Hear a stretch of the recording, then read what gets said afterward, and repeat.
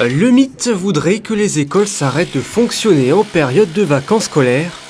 Mais au contraire, elles sont plus actives que jamais, s'offrant un relifting estival traditionnel.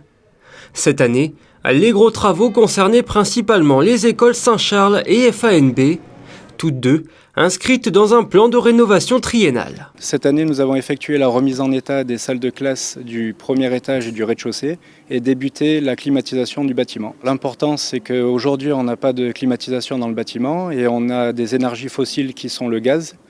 Et avec la PAC, nous serons à l'électricité et on aura plus de confort pour les salles de classe. À Saint-Charles, plus de 700 000 € de travaux ont été réalisés entre les salles de classe, les cours de récré, le gymnase et la piscine.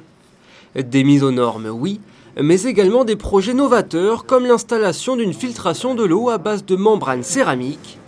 Il n'en existe que 3 en France et cela permet de réaliser jusqu'à 80% d'économie d'eau et 30% d'économie d'électricité. Une partie des travaux sont inscrits par le SMBP, donc on a un budget spécifique.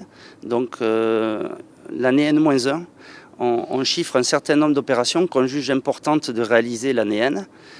C'est ce qu'on a fait notamment ici à l'école Saint-Charles. Mais également, les chefs d'établissement font des demandes, l'année N-1 également, qui sont validées par la direction d'éducation nationale, priorisées. Et les demandes qui sont acceptées sont réalisées l'année N. Donc ça a été le cas ici pour la salle polyvalente où on a refait le sol de la salle cette année. Débuté le premier jour des vacances scolaires, ces travaux en cours de finition seront tous achevés quelques jours avant la rentrée.